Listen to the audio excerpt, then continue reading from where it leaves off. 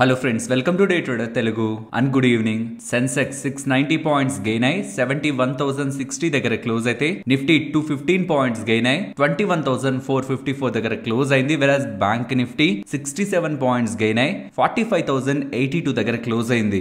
Friends, investors కి ఎటువంటి big difference కనిపించదు, కానీ ఫర్ ట్రేడర్స్ ఇవాళ చాలా వోల్టాలిటీ మార్కెట్ లో ఉంది. అది అర్థం కావాలంటే నిఫ్టీని గమనించండి. నిన్నటి డే తో కంపేర్ చేస్తే ఇవాళ 53 పాయింట్స్ దగ్గర గ్యాప్ డౌన్ అయి అక్కడి నుంచి ఇంకొంత ఫాల్ అయిన తర్వాత 920 అరౌండ్ ఆల్మోస్ట్ ఒక 100 పాయింట్స్ దగ్గరగా నెగిటివ్ గా ఉన్న తర్వాత ఆల్మోస్ట్ 250 పాయింట్స్ దగ్గరగా పెరిగి అగైన్ ఇంకొక 200 పాయింట్స్ దగ్గరగా పడి ఇంకొక 270 పాయింట్స్ దగ్గరగా పెరిగింది. ఎలా ఉందో చూడండి.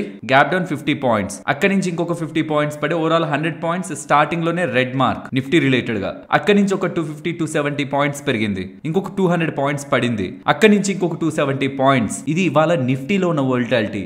బ్యాంక్ నిఫ్టీ చూద్దామా. ఇది బిగినర్స్ సీరియస్లీ తట్టుకోలేరు అలాంటి వోల్టాలిటీ. బిగినర్స్ వరకు ఎందుకు, ఇవాళ నేను ట్విట్టర్ లో చూస్తున్నాను చాలా వరకు ఎక్స్పీరియన్స్డ్ ట్రేడర్స్ కూడా రీసెంట్ 3-4 డేస్ నుంచి ఉంటున్న మార్కెట్ వోల్టాలిటీతో ఆప్షన్ సెల్లర్స్ పర్టికులర్ గా బిగ్ లాసెస్ ఉంటున్నాయి. కొద్ది డేస్ మార్కెట్ లో గ్యాప్ తీసుకుంటామని చెప్తున్నారు. నేను యాక్చువల్లీ అలాంటి స్టేట్మెంట్స్ వాళ్ళ దగ్గర నుంచి ఇంతవరకు ఎప్పుడు గత సంవత్సరాల నుంచి ఎప్పుడు నేను చూడలేదు. అంత volatility. Market important levels break చేస్తుంది, ఇక మార్కెట్ ఇలా వెళ్తుంది అనుకునేలోగా డబ్ల్యూ షేప్ లో, వి షేప్ లో కూడా కాదు, డబ్ల్యూ షేప్ పడ్డం పెరగడం మళ్ళీ పడ్డం మళ్ళీ దారుణంగా పెరగడం. ఇవాళ బ్యాంక్ నిఫ్టీ రిలేటెడ్ ఉన్న యాక్టివిటీ చూస్తే నిన్నటితో కంపేర్ చేస్తే ఇవాళ సుమారుగా 525 పాయింట్స్ దగ్గరగా గ్యాప్ డౌన్ అయి ఇమీడియట్ గా రికవర్ అయింది. కొంత 920 అరౌండ్ ఒక 400 పాయింట్స్ రెడ్ లో ఉంది, అక్కడి నుంచి ఏకంగా 1000 పాయింట్ల దగ్గరగా పెరిగింది.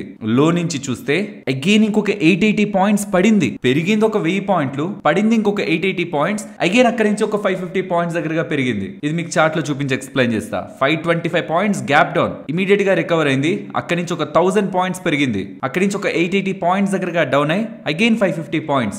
ఏమని మనం ట్రేడ్ చేయగలం ఇక్కడ? సెల్లింగా బయింగా?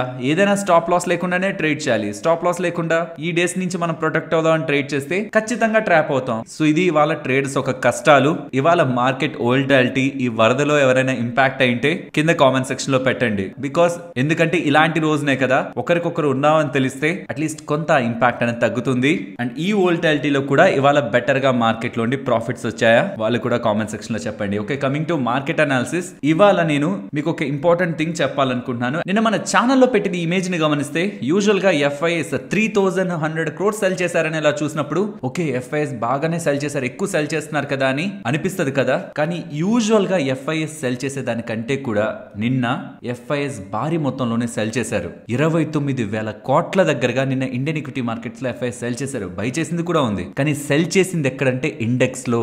ఇది నేను ఇక్కడ ఇంపార్టెంట్ గా చెప్పాలనుకుంటున్నాను. నిన్న బయింగ్ రిలేటెడ్ గా యాక్టివిటీ నిన్న మన ఇండెక్స్ లో కనిపించలేదు. ఇది ఎలా చెప్పగలవంటే లాస్ట్ 20 డేస్ ఒక average delivery based activity Nifty పరంగా మీరు చూస్తే, మీరు యావరేజ్ తీసి చూస్తే అది $1.8 బిలియన్ దగ్గరగా ఉంటుంది. కానీ నిన్న ఒక్క రోజే $3.5 బిలియన్ కి సంబంధించిన డెలివరీ బేస్డ్ వాల్యూమ్ యాక్టివిటీ నిన్న నిఫ్టీలో కనిపించింది. అంటే దాని అర్థం నిన్న నిఫ్టీ రిలేటెడ్ గా ఏ ఫాల్ అయితే కనిపించిందో, ఏ సెల్లింగ్ అయితే కనిపించిందో, ఈవెన్ నిఫ్టీ కాదు బ్యాంక్ నిఫ్టీ పరంగా కూడా అది purely delivery based activity. Delivery based activity ఎవరు చేయగలరు అంత పెద్ద మొత్తంలో?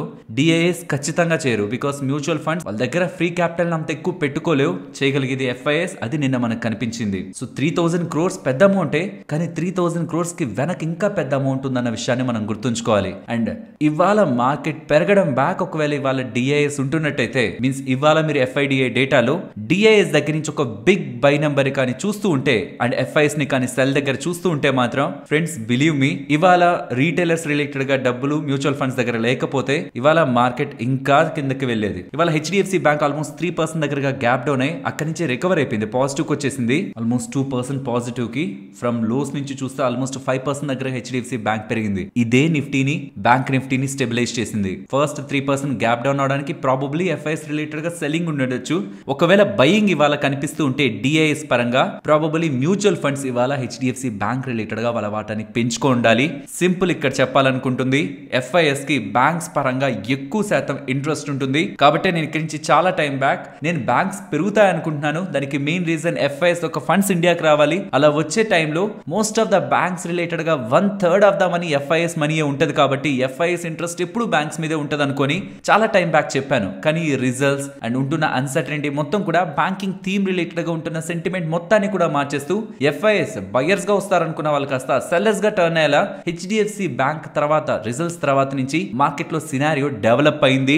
సో ఐ హోప్ మీకు అర్థమైంది అనుకుంటున్నాను నేను ఏం చెప్పాలనుకుంటున్నానని. ఇవాళ మీరు ఎఫ్ఐడిఐ డేటాలో కానీ డిఐఎస్ దగ్గర నుంచి ఒక బిగ్ బై నంబర్ ని చూస్తూ ఎఫ్ఐఎస్ దగ్గర నుంచి సెల్లింగ్ చూస్తూ ఉంటే ఇవాళ రీటైలర్స్ మార్కెట్ ని నిలబెట్టారు ఇండైరెక్ట్ గా మ్యూచువల్ ఫండ్స్ ద్వారా. ఓకే, మరి మార్కెట్ ని ఫర్దర్ గా ఇక్కడ నుంచి ఎలా అబ్జర్వ్ చేయాలి ఫ్రెండ్స్? 20 DMA బిలో ఉన్నంత వరకు షార్ట్ టర్మ్ మార్కెట్ ని పాజిటివ్ గా చూడడం లాజిక్ లేదు. ప్రాబబ్లీ మార్కెట్ ఇంతలా పడింది కదా, ఇలా టాప్ సైడ్ కి వస్తున్నప్పుడు మనం నిన్నటి వీడియోలోనే మాట్లాడుకున్నాం. మనం రీసెంట్ గా ఉంటున్న ఈ ఫాల్ మొత్తానికి ఫిబొనాచిని డ్రా చేస్తే నిన్నటి ఫాల్ వరకు డ్రా చేసాం, ఇవాళ ఫాల్ వరకు కాదు, నిన్నటి ఫాల్ వరకు డ్రా చేస్తుంటే ఆల్మోస్ట్ 21,475 476 వరకు మనకి 50% రీట్రేస్మెంట్ వర్కౌట్ అయింది. ఎగ్జాక్ట్లీ ఈ లెవెల్ దగ్గర ఇవాళ మార్కెట్ ఆగింది. ఒకవేళ probably market next gap up అయి ఈ 21,500 లెవెల్, ఈ 470 దగ్గరగా ఉంది, రౌండ్ ఆఫ్ నెంబర్ అదే కదా, 500 లెవెల్ అబోవ్ కానీ మార్కెట్ సస్టైన్ అయితే ప్రాబబ్లీ మార్కెట్ ఒక రేంజ్ ఈ 21,750 to 21,500 అవుతుందేమో. అంతేకాని ఒక స్ట్రాంగ్ బులిష్ మొమెంటం తో మార్కెట్ ఇంకా అలా పైకి వెళ్ళిపోతుందనే ఎక్స్పెక్టేషన్స్ అయితే పర్సనల్ గా ప్రెసెంట్ నాకు లేవు. నేను అలా ఎక్స్పెక్టేషన్స్ పెట్టుకునేది ప్రీవియస్ గా కూడా మల్టిపుల్ టైమ్స్ చూసాం. ఈ 21,750 బ్రేక్ అయితేనే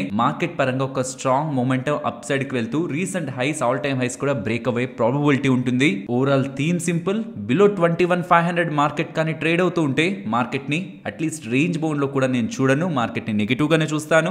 about 21,500 probably 250 point market the range అనుకుంటాను. అబౌట్ 21,750 మార్కెట్ అప్ సైడ్ కి స్ట్రాంగ్ గా వెళ్తుందేమో అన్న ఒక వ్యూ తో నేను ఉంటాను. కాబట్టి రీసెంట్ టైమ్స్ లో నేను ఇచ్చిన రేంజ్ 21,200 to 21,900. యాక్చువల్లీ 21,200 మనకి బ్రేక్ అయింది మార్కెట్. అండ్ నిన్న కూడా నేను రేంజ్ అని చెప్తున్నప్పుడు 15 మినిట్ క్యాండిల్ కానీ 21,150 బిలో కానీ క్లోజ్ అయితే మనం ఈ రేంజ్ ని చేంజ్ చేసుకుందాం, లేదంటే మార్కెట్ ప్రాబబ్లీ కొంత బౌన్స్ అయ్యి ఈ 21,200 పుట్ ప్రీమియం డికే అవుతుందని ఎక్స్పెక్ట్ చేస్తున్నాననే చెప్పాను. పడుతుంటే ఖచ్చితంగా పడిపోతుంది అనుకుంటే నేను 21,200 పుట్ ని చేంజ్ చేసేవాడిని. ఎప్పుడు మార్కెట్ అలా కూడా పడదు, ఇంతలా పడి రికవర్ అయి మళ్ళీ పడచ్చు లేదా పైకి వెళ్ళొచ్చు, మనకి తెలియదు. ఇంపార్టెంట్ లెవెల్స్ బ్రేక్ అవుతున్నప్పుడు, డౌన్ సైడ్ కి బ్రేక్ అవుతున్నప్పుడు బేరిష్ గా, అప్ సైడ్ కి బ్రేక్ అవుతున్నప్పుడు బులిష్ గా, లేదు important levels like strong support and strong resistance మధ్యలో ఉంటున్నప్పుడు రేంజ్ బౌండ్ గా మార్కెట్ ని చూడడం ప్రైస్ యాక్షన్ పరంగా నేను చాలా టైం బ్యాక్ నుంచి ఫాలో అవుతున్న థీమ్. ఒక్కసారి ఈ రేంజ్ గురించి మనం నిన్నేం మాట్లాడుకున్నామో ఒకసారి విందాం. And coming to market range, మనం అనుకుంది 21,200 to 21,900 ఈ 700 పాయింట్ రేంజ్ లో ఉంటుందని. 21,200 బ్రేక్ అయింది ఇవాళ, బట్ క్లోజింగ్ అబోవ్ జరిగింది. అండ్ ఇంపార్టెంట్ సపోర్ట్ కూడా 21,170 దగ్గర ఉంది. కాబట్టి 15 మినిట్ క్యాండిల్ 21,150 బ్రేక్ చేసి ఇంట్రాడే లో క్లోజ్ అయితే దాన్ని 21,200 ని 21,000 లెవెల్ కి చేంజ్ చేసుకునే ప్రయత్నం చేస్తాను. బికాస్ బాగా పడింది కదా, ప్రీమియమ్స్ ఎక్కువ ఉంటాయి పుట్వి. ఏమాత్రం వన్ డే కన్సల్టేషన్ వచ్చినా రేపటి మార్కెట్ గ్యాప్ డౌన్ అయి కొంత రివర్సల్ వచ్చినా పుట్ ప్రీమియమ్స్ లో డికే ఉండడానికి పాసిబిలిటీ ఉంటుంది అనేది నా ఒపీనియన్. సో ఇది కామన్, మార్కెట్ యూజువల్ గా ఇంత పడినప్పుడు ఖచ్చితంగా ఒక కన్సాలిడేషన్ ఆర్ ఖచ్చితంగా ఒక చిన్న రివర్సల్ మార్కెట్ లో ప్లే అవుతుంది. ప్లే అవుతున్నప్పుడు పుట్ ప్రీమియమ్స్ ఎక్కువ డికే అవుతాయి. కాబట్టి నేను 21,200 పుట్ రిలేటెడ్ గా కూడా అడ్జస్ట్మెంట్ నేను 150 బిలో మార్కెట్ 15 మినిట్ క్యాండిల్ ఆ లెవెల్ బిలో క్లోజ్ అయితేనే మన డిసిషన్ తీసుకుందాం అనుకున్నాం. ఇవాళ అది జరగలేదు. అండ్ నేను ఈవెన్ కాల్ ని కూడా నిన్న 900 దగ్గర నుంచి ముందుకు తీసుకురాలేదు. ప్రాబబ్లీ మార్కెట్ రేంజ్ బౌండ్ అయి మళ్ళీ 750 టు ఈ 21,300 or 21,200 in between range form చేయడానికి కూడా ప్రాబబిలిటీ ఉండొచ్చని. సో ఫర్ సెల్లర్స్ అన్నెసరీగా మనం అడ్జస్ట్మెంట్స్ చేయడం కరెక్ట్ కాదు, కాబట్టి అలా వదిలేశాను. బట్ ఫర్ డైరెక్షనల్ చూస్తున్నప్పుడు మాత్రం 21,500 బిలో ఉన్నంత వరకు నేను మార్కెట్ ని నెగిటివ్ గానే చూస్తాను. అబౌట్ 21,500 కూడా రేంజ్ బౌండ్ యాక్టివిటీని ఎక్స్పెక్ట్ చేస్తున్నాను తప్పితే రీసెంట్ డేస్ లో మార్కెట్ లో పర్టికులర్ గా ఎఫ్ఐస్ రిలేటెడ్ గా వస్తున్న స్ట్రాంగ్ సెల్లింగ్, మార్కెట్ రిలేటెడ్ గా ఇక్కడ నుంచి ఒక స్ట్రాంగ్ బులిష్ వ్యూ తీసుకోవడానికి కంఫర్ట్ ఇవ్వట్లేదు. పర్టికులర్ గా హెచ్డిఎఫ్సి బ్యాంక్ రిజల్ట్స్ తర్వాత ఎంత మేరకు హెచ్డిఎఫ్సి బ్యాంక్ లో సెల్లింగ్ యాక్టివిటీ కనిపించింది అనుకుంటున్నారు? వాల్యూమ్స్ పరంగా ఆల్మోస్ట్ డెలివరీ వాల్యూమ్స్ 25,000 కోట్ల దగ్గరగా వచ్చాయి. నేను నిన్నటి వరకు చూసి చెప్తున్నాను, ఇవాళ మార్నింగ్ చూస్తే అది ఇంకా ఎక్కువ ఉందేమో. 25,000 కోట్లకి సంబంధించి హెచ్డిఎఫ్సి బ్యాంక్ మనకి బ్యాంకింగ్ స్టాక్స్ లో టాప్ బ్యాంక్ అలా రావడం కారణంగా కేవలం ఒక్క హెచ్డిఎఫ్సి బ్యాంకే బ్యాంక్ నిఫ్టీని 2,500 పాయింట్స్ డౌన్ సైడ్ కి తీసుకొచ్చిందంటే మీరు నమ్ముతారా? అండ్ ఇవాళ కొంత రోల్స్ ఎక్స్చేంజ్ అయ్యాయి. ICICI and axis bank negative side ఉంటుంటే రీసెంట్ టైమ్స్ లో మార్కెట్ ని డౌన్ సైడ్ కి డ్రాగ్ చేసిన హెచ్డిఎఫ్సి బ్యాంక్ టాప్ కాంట్రిబ్యూటర్ గా నిఫ్టీ పరంగాను ఈవెన్ బ్యాంక్ నిఫ్టీ పరంగా కూడా ఇవాళ స్టెబిలిటీ ప్లే చేసింది. మీరు జస్ట్ కొంత వెనక్కి వెళ్లి మెమరీని రీకలెక్ట్ చేయడానికి ప్రయత్నిస్తే ఇప్పుడు ఏదైతే 3 స్టాక్స్ మనకి పైన ఉన్నాయో అవి ఒకప్పుడు ఇక్కడ ఉండేవి టాప్ నెగిటివ్ గా మార్కెట్ ని తీసుకువెళ్లిన వాటిలా. సో రీసెంట్ టైమ్స్ లో మార్కెట్ ని ఏవైతే పుష్ చేసాయి డౌన్ సైడ్ మీన్స్ ఏవైతే హెవీగా సెల్ అయ్యాయో వాటిల్లో ఇవాళ రిలీఫ్ ర్యాలీ వచ్చిందని మనం అనుకోవాలి. మరి అది రిలీఫ్ ర్యాలీయా లేకపోతే రివర్సల్ అని మనకు అర్థం కావాలంటే అనుకున్నాం కదా 25,500 అబోవ్ మార్కెట్ క్లోజ్ అవ్వాలి. దెన్ అప్పుడు బేరిష్ వ్యూ ని మనం క్యాన్సిల్ చేసి రేంజ్ బౌండ్నెస్ ని మార్కెట్ లో ఎక్స్పెక్ట్ చేయొచ్చు. అగైన్ మళ్ళీ 21,350 350 బ్రేక్ అవ్వనంత వరకు రేంజ్ బౌండ్నెస్ ని మార్కెట్ లో ఎక్స్పెక్ట్ చేయొచ్చు. అండ్ అల్టిమేట్ గా బులిష్ గా మార్కెట్ లో స్ట్రాంగ్ వన్ డైరెక్షన్ గా మూవ్ ఉంటుందని మనం ఎక్స్పెక్ట్ చేసే లెవెల్ మాత్రం 21,750. ప్రీవియస్ గా ఈ లెవెల్ బ్రేక్ అయినప్పుడే మార్కెట్ వన్ డైరెక్షన్ లో ఆల్మోస్ట్ 500 పాయింట్స్ దగ్గరగా నాన్ స్టాప్ గా ర్యాలీ అయింది. అండ్ వన్స్ ఈ లెవెల్ మళ్ళీ కిందకు బ్రేక్ అయిన తర్వాత బిగ్ ఫాల్ అండ్ అగైన్ ఇదే రెసిస్టెన్స్ గా ఫేస్ చేస్తూ బిగ్ ఫాల్ కనిపించింది. కాబట్టి ఇదే మనకు ఒక పివోట్. ఈ లెవెల్ బ్రేక్ అవుతుందా లేదా అన్నదే మార్కెట్ ఒక ఫర్దర్ స్ట్రెంగ్త్ డిసైడ్ చేస్తున్న విషయాన్ని మనం గుర్తుంచుకుంటూ అప్పటి వరకు నేను 21,200 to 21,900 ఆప్షన్ సెల్లింగ్ పరంగా ఈ రేంజ్ చూస్తున్నాను. అండ్ ఫర్ డైరెక్షనల్ 21,500 బిలో ఉన్నంత వరకు బేరిష్ గాను, అబౌవ్ ఉంటే 250 పాయింట్ లో కన్సాలిడేషన్ ని మార్కెట్ లో ఎక్స్పెక్ట్ చేస్తున్నాను సపోర్ట్ అండ్ రెసిస్టెన్స్ గా. అండ్ కమింగ్ టు FIS, వాళ్ళు ఈక్విటీలో గుడ్ సెల్లింగ్ అయితే చేస్తున్నారు. అండ్ FIS ఒక FNO యాక్టివిటీ ఆల్మోస్ట్ 20,000 కాంట్రాక్ట్స్ దగ్గరగా నెగిటివ్ గా ఉంటున్నాయి. ఆల్మోస్ట్ 46% దగ్గరగా నెట్ షార్ట్ యాక్టివిటీ వాళ్ళ దగ్గర నుంచి కనిపిస్తుంది. అండ్ యూఎస్ మార్కెట్స్ పరంగా పెద్ద మాట్లాడుకోవడానికి లేదు, అక్కడ మార్కెట్స్ బానే ఉన్నాయి. టెక్ ఎర్నింగ్స్ బాగా వచ్చాయి. నెట్ఫ్లిక్స్ రిలేటెడ్ గా సబ్స్క్రైబర్స్ యాడ్ అవుతున్నారన్నో 8% దగ్గరగా స్టాక్ పెరిగింది. అక్కడ S&P 500 ఆల్ టైమ్ హైస్ దగ్గర ఉంది. యూఎస్ మార్కెట్స్ ఏమో మంచిగానే ఉన్నాయి. అండ్ ఇంకొక ఇంపార్టెంట్ థింగ్, అమెరికాకు సంబంధించిన ప్రెసిడెన్షియల్ ఎలక్షన్స్ రిలేటెడ్ కూడా అప్డేట్స్ వస్తాయి. రిపబ్లికన్ పార్టీ అభ్యర్థిగా మనకి ట్రంప్ గారు కనిపిస్తున్నారు. అండ్ తనకి పోటీగా బైడెన్ గారు ఉంటారు. అండ్ వస్తున్న స్టాట్స్ ప్రకారం బైడెన్ గారు రేటింగ్ కొంత వీక్ గా ఉంది. కాబట్టి మరి చూడాలి అప్కమింగ్ డేస్ లో యూఎస్ ప్రెసిడెన్షియల్ ఎలక్షన్స్ ఒక ఇంపాక్ట్. బికాస్ మన సెంట్రల్ ఎలక్షన్ ఇంపాక్ట్ ఎలా అయితే మార్కెట్స్ మీద ఉంటుందో అక్కడ కూడా అంతే ఎలక్షన్స్ ఒక ఇంపాక్ట్ మార్కెట్స్ మీద ఉంటుంది. కాబట్టి ఇయర్ లేటర్ లో లేండి, ఇప్పుడే కాదు, నెక్స్ట్ కొన్ని మంత్స్ లో ఏం కాదు, later of this year US elections impact కూడా గ్లోబల్ మార్కెట్స్ మీద ఉంటుందన్న విషయాన్ని మనం గుర్తుంచుకోవాలి. అండ్ ప్రీవియస్ గా కూడా చాలా సార్లు చెప్పాను, ఈ మంత్ ఎండ్ లో 31st ఫెడ్ మీటింగ్ ఉంది. అవుట్కమ్ మనకి February 1st మార్కెట్ మీద ఇంపాక్ట్ చూపిస్తుంది. ఫ్రెండ్స్, ఇలా మార్కెట్ డేటాను అనాలిసిస్ చేస్తూ వీడియోని మీ ముందుకు తీసుకురావడానికి మేము పెడుతున్న ఎఫర్ట్స్ మీకు వాల్యుబుల్ గా అనిపిస్తూ ఉంటే మన వీడియోని తప్పకుండా లైక్ చేయండి. నెక్స్ట్ మీరు గమనిస్తే మార్కెట్స్ క్లోజ్ అయ్యాక 440 around very important update HDFC bank related గా మనకి కనిపిస్తున్నాయి. అఫీషియల్ అప్డేట్ కాదు, సోర్సెస్ ద్వారా వస్తున్న ఇన్ఫర్మేషన్ అనే, కానీ ఇది పాజిటివ్ HDFC బ్యాంక్ పరంగా. బట్ అది మాట్లాడుకునే ముందు ఈ డేటాను ఒకసారి గమనించండి. అంతకు ముందు బ్లూంబర్గ్ క్వింటన్ ఉండేది కాస్త నెక్స్ట్ NDTV ప్రాఫిట్ గా మారింది. సో వీళ్ళు రిపోర్ట్ చేస్తున్నది రీసెంట్ గా కూడా సెల్ ఆఫ్ రావడానికి, అంత సెల్ ఆఫ్ HDFC బ్యాంక్ లో కనిపించడానికి HDFC బ్యాంక్ నెంబర్స్ కి అంత రీజన్ లేదు. ఓవర్ సెల్లింగ్ కనిపిస్తుంది HDFC బ్యాంక్ రిలేటెడ్ గా అన్నది రిజల్ట్స్ చూసి అనాలిసిస్ చేసిన ప్రతి ఒక్కరి వాదన.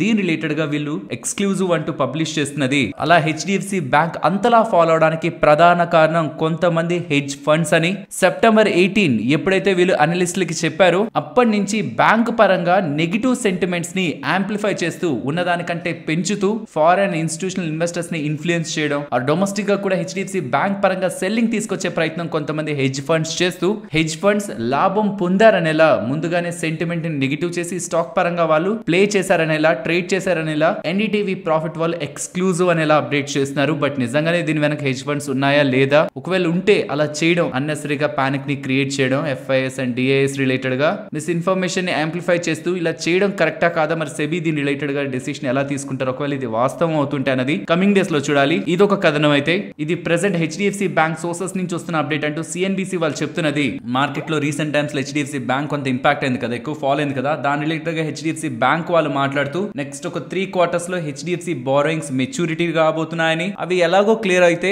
నెక్స్ట్ లోయర్ కాస్ట్ బారోయింగ్స్ తో మార్జిన్స్ పెరుగుతాయని, అప్కమింగ్ టైమ్స్ లో గ్రోత్ కంటే మార్జిన్ కే మేము ప్రయారిటైజ్ చేయాలనుకుంటున్నామని, లైక్ ఎంత ఫాస్ట్ గా గ్రో అయిపోతున్నాం అన్నది కాదు, ఎంత క్వాలిటీ మార్జిన్స్ ని మెయింటైన్ చేస్తున్నాం అనేది వీళ్ళు టార్గెట్ చేస్తున్నారని. అండ్ ఇది కూడా గమనించండి, అరౌండ్ 444 వీళ్ళు చెప్తున్నది. సెబీ వాళ్ళు రీసెంట్ గా తీసుకొచ్చిన FPI నార్మ్స్ February 1st నుంచి అమల్లోకి రాబోతుందని చెప్తున్నారు. కానీ ఇమీడియట్ గా February 1st లోనే FPIs ఇండియన్ ఈక్విటీస్ లో గ్రూప్ కంపెనీస్ లో ఇన్వెస్ట్ చేసిన దాంట్లో పెద్ద మొత్తంలో వాళ్ళు సెల్ చేయాల్సిన నీడ్ లేదు. వాళ్ళకి ఒక 6 నెలల దగ్గరగా గడువు ఉంటుంది. కాబట్టి అది పానిక్ ఏం కాదు. బట్ స్టిల్ ఆ నార్మ్స్ కారణంగా HDFC బ్యాంక్ పరంగా ఇంపాక్ట్ అయితే క్రియేట్ అయ్యిండొచ్చని, కాబట్టి సెబీ వాళ్ళని HDFC బ్యాంక్ వాళ్ళు అప్రోచ్ అయ్యి ఒక ప్రామినెంట్ ప్రమోటర్ లేని గ్రూప్ కంపెనీస్ కూడా ఈ రూల్ వర్తించడం కరెక్ట్ కాదని, బికాస్ ఎవరు ప్రమోటర్ కానప్పుడు మోస్ట్ ఆఫ్ ద ఇన్స్టిట్యూషన్స్ దాని ఓనర్ అయినప్పుడు, బికాస్ FIS HDFC బ్యాంక్ లో 52% హోల్డ్ చేస్తున్నారు, రీటైలర్స్ DIS కలిపి ఇంకా మెజారిటీ ఆఫ్ పోర్షన్ ని హోల్డ్ చేస్తున్న ఈ బ్యాంక్ లో ప్రమోటర్ ఎవరు, ఒక పర్సన్ అంటారు, గ్రూప్ ఆఫ్ పర్సన్స్ అంటే ఎవరు లాభం పొందేది లేదు కదా. మరి ఇలాంటి బ్యాంక్స్ ఆర్ ఇలాంటి కంపెనీస్ లో కూడా FPIs ఇంత మేరకు పైగా ఇన్వెస్ట్మెంట్ చేస్తే వాళ్ళ నార్మ్స్ అన్నిటిని క్లియర్ గా డిస్క్లోజ్ చేయాలని అనే ఒక రూల్ తో ఈ FIS రిలేటెడ్ గా సెల్లింగ్ కనిపిస్తూ ఉండొచ్చు కాబట్టి దీని రిలేటెడ్ గా కూడా సెబీని అప్రోచ్ అయ్యి ఐడెంటిఫైయబుల్ ప్రమోటర్ లేకపోతే ఒక person are group of persons ఆ కంపెనీ ఎదిగితే లాభం పొందుతారు అనే వాళ్ళు లేని కంపెనీకి ఈ రూల్స్ వర్తించకుండా ఉండేలా సెబీ వాళ్ళు చర్యలు తీసుకునేలా HDFC బ్యాంక్ వాళ్ళు కూడా ప్రయత్నిస్తున్నారని వస్తున్న అప్డేట్స్. ఇది నిజమా కాదా అని తెలియట్లేదు కానీ ఓవరాల్ CNBC వాళ్ళు రిపోర్ట్ చేస్తున్నారు ఒక ఫైనాన్షియల్ ప్లాట్ఫామ్, మనం ఎప్పుడు చూసే ఫైనాన్షియల్ ప్లాట్ఫామ్ లో ఇలా డేటా వస్తుంది కాబట్టి ఇది మనం పాజిటివ్ గానే తీసుకోవచ్చు. అండ్ ఈవెన్ ఫెబ్ లో జరగబోతున్న ఇన్వెస్టర్ మీటింగ్ లో కూడా మార్కెట్ రియాక్షన్ రిలేటెడ్ గా ఇన్వెస్టర్స్ తో కమ్యూనికేషన్ కూడా HDFC బ్యాంక్ వాళ్ళు చేస్తారని అప్డేట్స్ చేస్తుండడం ఇది పాజిటివ్. అండ్ ఎవరో హెడ్జ్ ఫండ్స్ వాళ్ళు వెనకుండి ఈ సెల్లింగ్ అంతా చేయించారని మార్కెట్ కి మాత్రం అర్థమవుతుందా, నిజంగానే అలా ఉండి అర్థమవుతున్నా మార్కెట్ కూడా HDFC బ్యాంక్ పరంగా ఉంటున్న వాల్యూని ఫైండ్ అవుట్ చేసే ప్రయత్నం చేస్తుంది కాబట్టి ఇది కూడా టువర్డ్స్ HDFC బ్యాంక్ మనం పాజిటివ్ గానే రీడ్ చేయొచ్చు. బట్ గుర్తుంచుకోవాలి, రెండు అఫీషియల్ అప్డేట్స్ కాదు, ఒక్కొక్క ఫైనాన్షియల్ ప్లాట్ఫామ్ ఎక్స్క్లూజివ్ సోర్సెస్ నుంచి వస్తున్న ఇన్ఫర్మేషన్ అంటూ పబ్లిష్ చేస్తున్నవి. బట్ ఇవి నిజమైతే పాజిటివ్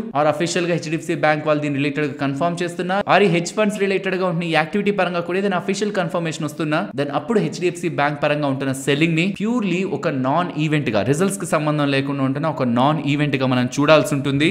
నెక్స్ట్ చైనా ఇచ్చిన బిగ్ షాక్ గురించి మనం మాట్లాడుకోవాలి. ఈ షాక్ నెగిటివ్ షాక్ కాదు, పాజిటివ్ షాక్. అండ్ దీంతో అక్కడ స్టాక్ మార్కెట్స్ ఇండెక్స్ లో ఏకంగా 5% పెరిగిపోయాయి. దీని కారణంగా ఎటువంటి ఇంపాక్ట్ ఉంటుందనేది తెలుసుకునే ప్రయత్నం చేద్దాం. చైనా వాళ్ళు RRR, మన RRR మూవీలా ఉంది కదా, కానీ RRR అంటే రిజర్వ్ రిక్వైర్మెంట్ రేషియో, దీన్ని 0.5% ఆర్ 50 బేసిస్ పాయింట్స్ కట్ చేశారు. ఇది చాలా ఇంపార్టెంట్. 50 బేసిస్ పాయింట్స్ అక్కడ ఉన్న సెంట్రల్ బ్యాంక్ కట్ చేయడం, దీని కారణంగా అక్కడ 1 ట్రిలియన్ యువాన్ ఆర్ డాలర్స్ లో మాట్లాడుకుంటే $139 బిలియన్ దగ్గరగా ఫండ్స్ చైనీస్ మార్కెట్స్ లోకి ఫ్లో అవుతాయి. దీని కారణంగానే అక్కడ హ్యాన్సెంగ్ అక్కడ ఉన్న ఇండెక్స్ ని మీరు గమనిస్తే నిన్న అండ్ ఇవాళ కలిపి సుమారుగా 5% పెరిగిపోయింది. ఇండెక్స్ 5% పెరగడం మాటలు కాదు కదా. అండ్ ఈవెన్ మెటల్ ఇండెక్స్ కూడా నిన్న అండ్ ఇవాళ కూడా మీకు మెటల్ స్టాక్స్ లో మంచి ర్యాలీ కనిపించుంటుంది.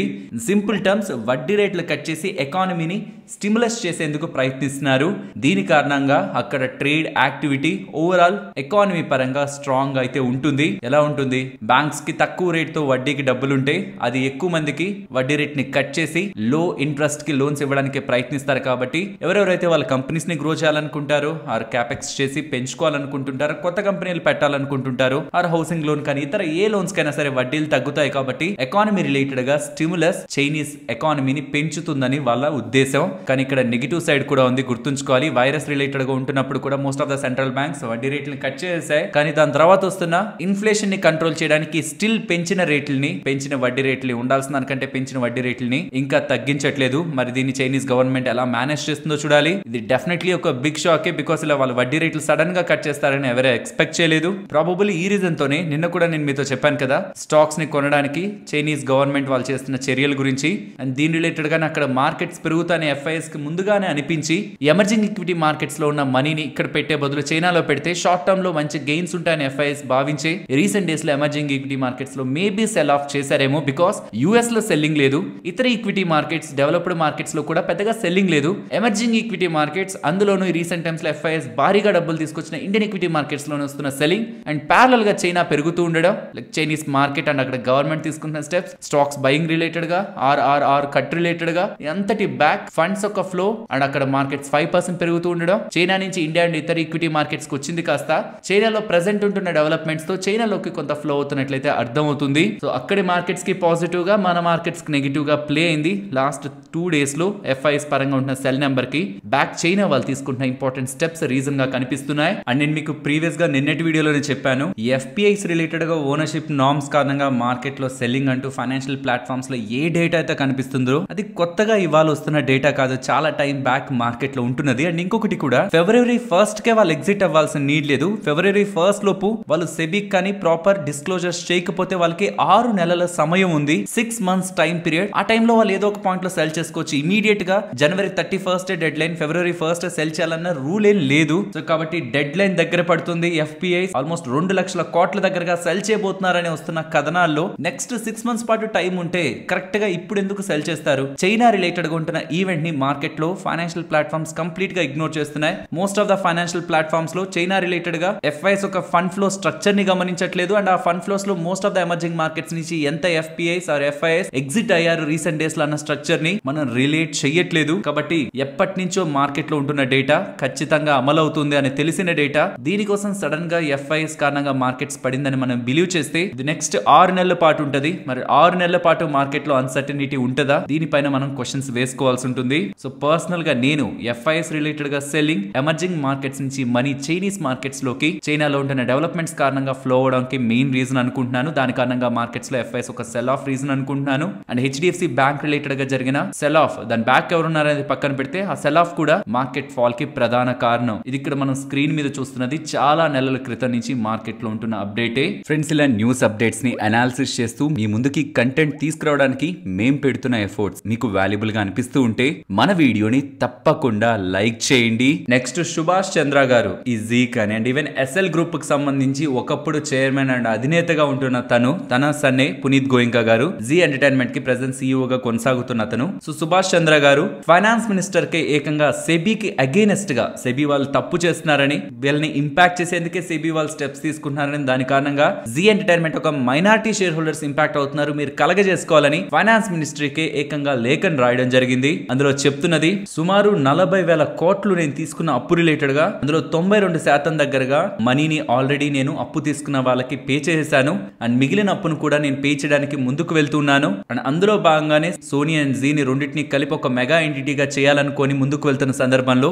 ఎగ్జాక్ట్ గా ఇంకా డీల్ రిలేటెడ్ గా ముందుకు వెళ్తూ వెరీ క్రూషియల్ స్టెప్స్ లో సెబీ వాళ్ళు నోటీసుల్ని మాకు అగేనెస్ట్ గా రిలీజ్ చేస్తూ ఉండడం అండ్ దాన్ని మీడియా ప్లాట్ఫామ్ సెన్సేషనలైజ్ చేస్తూ ఉండడం సోనీ వాళ్ళు ఈ డీల్ నుంచి వైదొలిగారని, సెబీ వాళ్ళు కావాలనే ప్రీ డిటర్మైన్డ్ మైండ్ తో మమ్మల్ని ఇంపాక్ట్ చేసేలాని నోటీసులు ఇస్తున్నారని, దీని గురించి నేను 2018 నవంబర్ లోనే సెబీకి లేఖను రాశానని, బయట ఉంటున్న ఎక్స్టర్నల్ ఫోర్సెస్ జీ ఎంటర్టైన్మెంట్ ఒక వాల్యుయేషన్ ని కావాలని నెగిటివ్ గా చేస్తున్నాయి, దీని మీద మీరు చర్యలు తీసుకోవాలని సెబీ వాళ్ళకి నేను లేఖను రాసిన, ఆ లేఖకి సమాధానం రాలేదని, ఓవరాల్ సెబీ వాళ్ళు తీసుకుంటున్న ఈ చర్యల కారణంగా జీ ఎంటర్టైన్మెంట్ ఒక స్టేక్ రిస్క్ లో ఉందని, పర్టికులర్ గా మైనారిటీ షేర్ హోల్డర్స్ ఒక ఇంట్రెస్ట్ రిస్క్ లో ఉందని, కాబట్టి మీరు కలగజేసుకోవాలని ఇలా నిర్మలా సీతారామన్ గారికి లేఖనైతే రాయడం జరిగింది. లెట్స్ సీ దీని రిలేటెడ్ గా సెబీ వాళ్ళు కానీ ఆర్ ఫైనాన్స్ మినిస్టర్ వాళ్ళు కానీ ఎలాంటి రెస్పాన్స్ ని ఇస్తారని. ఓవరాల్ సెబీ రిలేటెడ్ గా అయితే నాట్ ఓన్లీ జీ ఎంటర్టైన్మెంట్ చాలా కంపెనీస్ రిలేటెడ్ గా సెబీ వాళ్ళు ముందు కూడా చాలా ఇన్వెస్టిగేషన్స్ చేసి వాళ్ళకి అగైనెస్ట్ గాను తీర్పునిచ్చిన సందర్భాలు ఉన్నాయి అండ్ దానికి అగైనెస్ట్ గా వాళ్ళు హయ్యర్ కోర్ట్స్ కి వెళ్లి పోరాడుతున్న సందర్భాలు కూడా చాలా ఉన్నాయి.